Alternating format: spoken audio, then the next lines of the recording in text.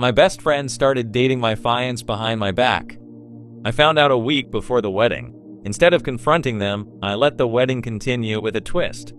I walked down the aisle, not in a white dress, but in a red power suit, holding the deed to the house he thought we'd live in. It was never in his name. I bought IT the day before he cheated. Hey Reddit, call me Nate. I'm 29, live in Colorado, and up until about a month ago, I thought my life was pretty much on track. I had a good job and decent savings, and I was engaged to who I thought was the love of my life, Mia, 27. We'd been together 4 years. We met at a mutual friend's barbecue and hit it off instantly. She laughed at my dumb jokes, she loved horror movies like me, and she even made me playlists for work. Everything felt right. At least, that's what I thought. My best friend, Jared, 30, has been in my life since we were 12. We've been through it all: middle school fights, high school heartbreaks, almost getting arrested that one night in college. Long story, different time. He was the kind of friend you don't ever expect to betray you. But life doesn't care about your expectations. So here's how everything fell apart. It started small. I noticed Mia getting more distant about 2 months before the wedding. We were in the thick of planning, and I chalked it up to stress. She was snappy, distracted, on her phone more. But weddings are chaos, right? I figured she'd bounce back once we got closer to the date. Around the same time, Jared was acting weird too. He bailed on a few hangouts and wasn't answering texts as quick. Again, I figured people were just busy. Adult life. But my gut wasn't buying it. Something felt off. The moment that cracked everything open wasn't even that dramatic. Mia left her iPad at my place one night. Totally normal. We shared devices all the time, had each other's passwords. I only picked it up because I needed to order food and my phone was dead. That's when I saw the messages. It wasn't just 1 or 2. It was months of chats between her and Jared. Late night, I miss you texts. Talks about how they felt guilty, but not enough to stop. Even a full-on plan to see where it goes after the wedding, as if I was just some phase she had to finish before moving on to her real life. I sat there, numb, rereading the messages over and over. I didn't even feel anger at first, just that hollow, cold punch of betrayal settling in my stomach. I couldn't sleep that night. I didn't know if I wanted to scream or disappear. I wanted to confront her. I wanted to punch Jared in the face. But instead, I made coffee, watched the sunrise, and started planning. See, there's something they didn't know. I had been planning a surprise for them too. When I saw those messages, my brain went into overdrive. I didn't want to ruin my life with yelling or a messy breakup right before the wedding. I wanted control, not just over the situation, but over what they thought they had. See, Mia and Jared thought they were clever, but they didn't know the one thing I'd done the day before I found out. I bought the house. Not just any house. The house they thought we were going to move into after the wedding. Our first home dream I kept talking about, but never mentioned it was already mine, 100% in my name. The whole plan was to catch them in their lie and then turn the tables so hard they'd regret ever messing with me. The day after I found out, I met with the lawyer, signed the papers, and transferred everything. They thought the mortgage was going to be joint. Nope. I had been secretly saving up and planning this since I bought the ring. Why? Because when Mia always talked about how much control Jared had over her life, I wanted to make sure I was the one with the power. Now imagine this, a week before the wedding, I'm walking down the aisle, not in a white tux or anything subtle, but in a red power suit, the kind you see CEOs wear. Everyone's confused. Mia's eyes are wide. Jared looks like he just saw a ghost. And I'm holding something shiny and official, the deed to that house. I get to the altar and drop the bomb. I tell them, loud enough for everyone, this house, it's mine. And you? You're not moving in. The room went silent. The guests looked between us like it was a soap opera. Then I dropped the second twist. I told Mia I knew everything. About Jared. About their secret plan. About how they thought I was oblivious. And then I told Jared I had a little surprise for him too. Turns out the best friend had some skeletons buried too, but not ones I expected. See, Jared's company was on the brink of bankruptcy. And Mia? She was the one who convinced him to keep it a secret, hoping I'd chip in money after we got married. They thought I was the fool. But I already pulled my money out of that sinking ship months ago.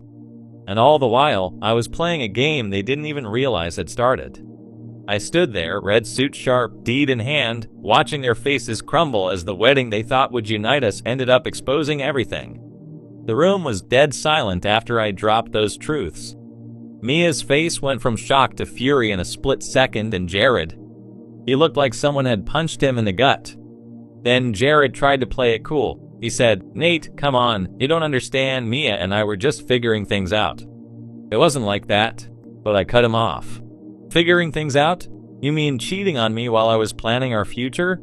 I held up my phone and showed the entire room the messages, every late night confession, every secret plan.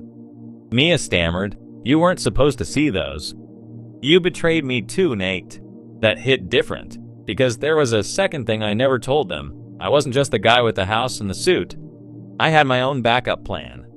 See, I knew Mia wasn't the only one who could hide secrets. For months, I've been working late nights on something else, something that could change everything. I pulled out an envelope and handed it to the officiant. Inside? Copies of emails and contracts proving Mia had been secretly siphoning money from my savings, transferring it to a private account I didn't know about. Turns out, she'd been planning this for a long time, not just the affair, but to rob me blind after the wedding. And Jared? He was in on it. They'd planned to sell the house once I signed the mortgage papers and split the cash.